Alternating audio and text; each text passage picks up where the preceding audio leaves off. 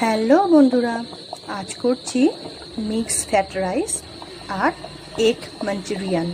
তো প্রথমে বাসমতি চালের ভাত বসিয়ে দিয়েছি আর এখানে ডিম সিদ্ধ করতে দিয়েছি। ডিমগুলো সিদ্ধ হয়ে গেছে আর ভাত ঠান্ডা হতে দিয়েছি। এভাবে ডিমগুলো চেঁচে নিতে হবে। ডিমগুলো চেঁচে নেওয়ার পরে দিয়েছি পেঁয়াজ কুচি, লঙ্কা কুচি আর কর্নফ্লাওয়ার। এরপর দিলাম সোয়া সস, টমেটো সস ও চিলি সস দিয়ে ভালোভাবে মেখে নেব।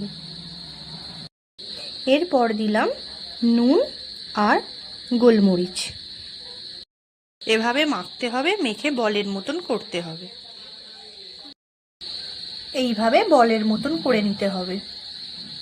এরপর সোয়া সস, চিলি সস